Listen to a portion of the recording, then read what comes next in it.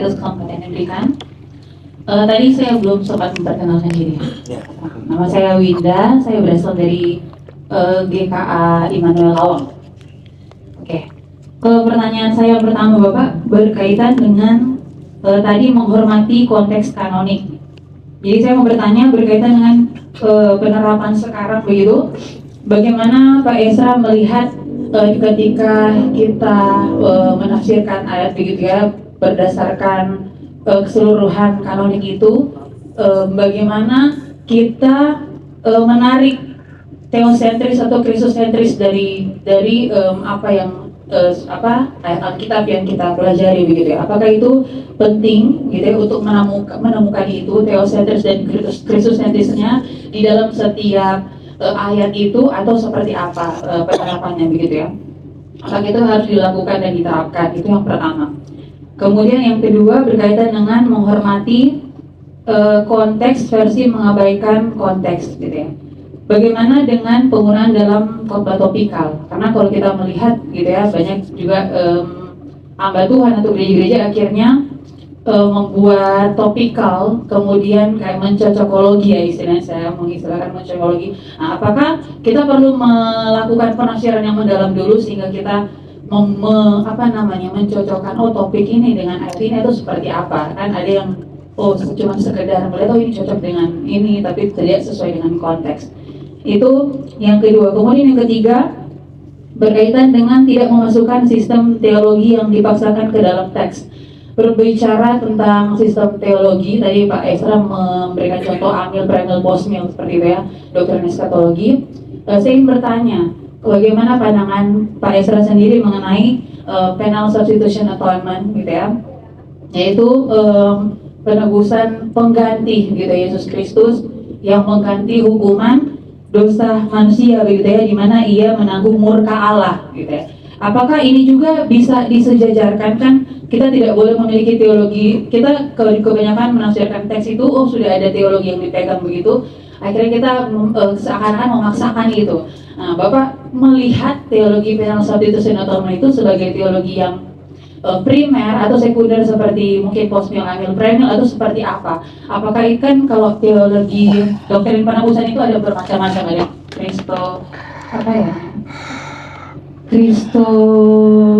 Kristus Victor, salah satunya Kristus Victor gitu ya, yang menekankan kepada kemenangan Kristus, beda dengan penal substitution atonement. Nah, melihat itu apakah tidak pantas disejajarkan dengan amil, premil, postmil atau seperti apa?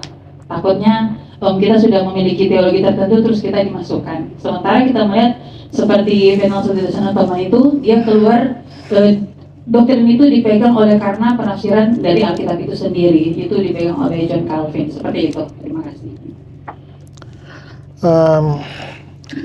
Memang kalau kita melihat seperti saya singgung tadi ya, kalau Yesus mengatakan bahwa harus digenapi semua yang tertulis tentang dia di dalam perjanjian lama, artinya kita tahu bahwa di dalam perjanjian lama pasti membicarakan tentang dia. Nah, di situ kita masuk kepada penafsiran tentang tipologi. Ya. Tipologi itu mengandung dua hal. Pertama, ada satu tipenya dan ada antitipenya. Tipenya adalah gambaran, sementara antitipenya adalah penggenapan dari gambaran itu. Nah, memang di sini ada dua macam pemahaman. Apakah sesuatu tipe, sesuatu baru dianggap sebagai tipe kalau ada pernyataan eksplisit dari dalam perjanjian baru tentang hal itu, ataukah tidak perlu ada pernyataan eksplisit tapi cukup dengan kesamaan-kesamaan yang menyolok. Misalnya ya, di Bilangan pasal 21, waktu mau dipagut ular itu kan Musa disuruh bikin patung ular itu, lihat sembuh. Ternyata di Yohanes pasal 3 itu dibilang bahwa sama seperti Musa meninggikan ular di padang gurun, demikianlah anak manusia akan ditinggikan. Artinya itu sebutan langsung. Maka kita menjadi pasti bahwa peristiwa dalam Bilangan 21 adalah tipe dari Kristus. Arti tipenya. Ketika kita membaca di dalam Perjanjian Lama, ada peristiwa di dalam Exodus tentang batu karang, tapi nanti Paulus di 1 Korintus bilang, dan batu karang kita ialah Kristus. Berarti itu eksplisit. Ya. Kita membaca tentang domba Paskah dalam Perjanjian Lama, lalu dikatakan bahwa lihatlah anak domba Allah yang menghapus dosa dunia. Eksplisit.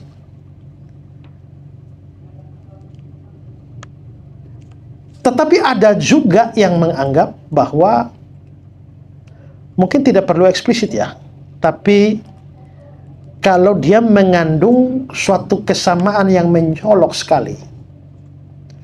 Misalnya ada yang memakai peristiwa Bahtera Nuh, bahwa Allah menghukum dunia dengan banjir besar, air bah.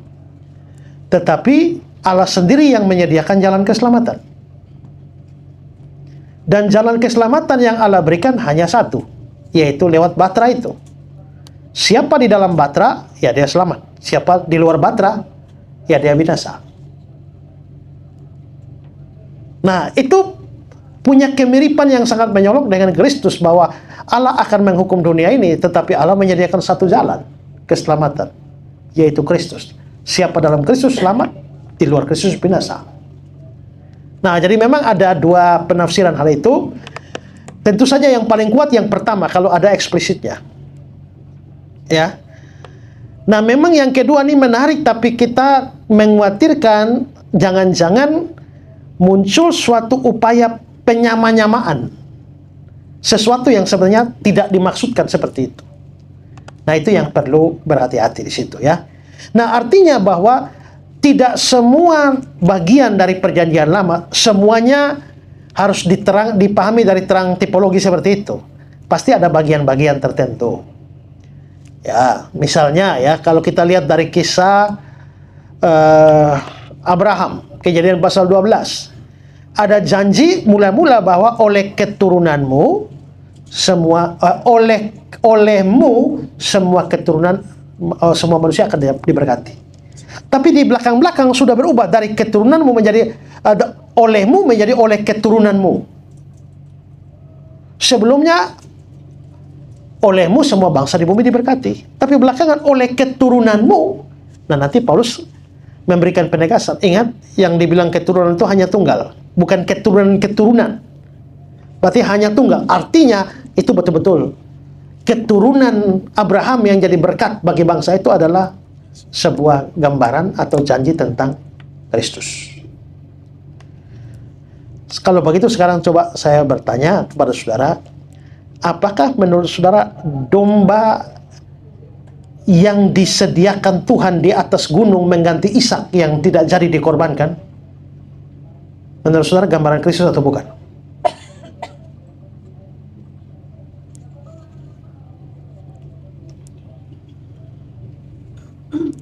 Ishak mau dikorbankan, tidak jadi. Tuhan sendirilah yang akan menyediakan domba korban itu.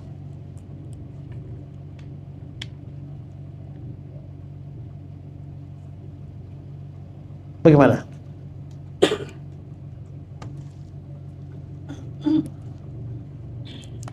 Kayaknya bisa masuk juga, tapi teks mana di Perjanjian Baru yang mengkonfirmasi itu? Nah, jadi memang ada yang memegang sangat ketat, ada yang cukup longgar. Tapi prinsipnya adalah bahwa tidak semua ayat itu harus bersifat tipologis. Ada bagian-bagian tertentu. Kadang-kadang upacara-upacara tertentu, kadang orang tertentu, misalnya imam. Imam itu pasti adalah tipologi Kristus. Karena gambaran dari Kristus yang akan datang dengan sistem korbannya. Yang kedua tadi apa? Topical teaching. Ya, waktu kita belajar ilmu berkhotbah memang ya masing-masing ilmu berkhotbah, jenis khotbah itu ada keunggulannya, ada kelebihannya, ada kelemahannya ya. Nah, topikal itu memang punya kelebihannya adalah membahas satu topik sampai tuntas. Karena kadang-kadang topik tertentu tidak bisa diselesaikan hanya dengan sebuah perikop. Ya. Sehingga memang topikal jauh lebih bagus kalau mau misalnya Bapak tolong khotbah tentang LGBT. Kita mau cari perikop mana yang sekaligus membahas isu-isu tentang LGBT. Sulit itu kan. Itu mau tidak mau itu adalah topikal. Topikal itu juga menolong kalau saudara diundang khotbah lalu diminta topik yang aneh-aneh. Saya diundang khotbah, tolong Pak, temanya membunuh dosa. Ini apa ini ya? Nah, ya harus mencoba mengartikan apa yang mereka maksudkan dengan membunuh. Nah, kalau begitu harus main topikal. Tapi ada kelemahan dari topikal itu. Seringkali comot ayat dan mengabaikan makna sesungguhnya dari ayat itu. Ya. Bagaimana mengatasinya? Bisa sebenarnya. Yaitu jangan sembarang mengambil ayat untuk menopang poin besar itu. Pertama, kita harus betul-betul memeriksa memang ayat itu bermaksud begitu. Supaya jangan hanya karena dia ada singgung kata tertentu lalu kita pakai dan kita jadikan sebagai dasar. Padahal sebenarnya dari sisi hermeneutics itu menjadi rumit. Itu mungkin perbandingannya sama dengan perbandingan sistematik teologi dan biblical teologi. Kadang-kadang dalam mengajar doktrin kita punya kecenderungan ngutip sana, ngutip sini dalam kerangka sistematik teologi untuk membuktikan sesuatu. Tapi kalau dengan biblika kita menguji kembali ayat itu memang betul bermaksud begitu atau tidak. Nah, sehingga kadang-kadang saya membuat outline khotbah bersifat topikal, tetapi teks-teks yang diacu itu lebih bersifat biblika, eksegetis. Itu cara untuk membuat khotbah topikal kita tidak melenceng dengan proof text saja. Ya. Yang ketiga tadi apa? Penal substitutun menambahkan doktrin. Ya, kita memang tidak boleh datang dengan membawa suatu paham yang kita telah meyakininya terlebih dahulu. Jujur dengan polos, artinya begini, bahwa waktu kita menghadapi teks itu, memeriksa teks itu apa adanya, dan apakah teks itu memang mengajarkan tentang penggantian semacam itu atau tidak. Walaupun toh pada akhirnya setelah saya meneliti itu memang memberi dukungan pada teologi saya, tapi bukan teologi saya yang saya masukkan ke dalam teks, tapi teks itu yang dipelajari dan ternyata dalam mempelajarinya dia memang mendukung pemahaman yang sekian lama sudah saya terima misalnya. Ya. Ambil contoh misalnya ketika kita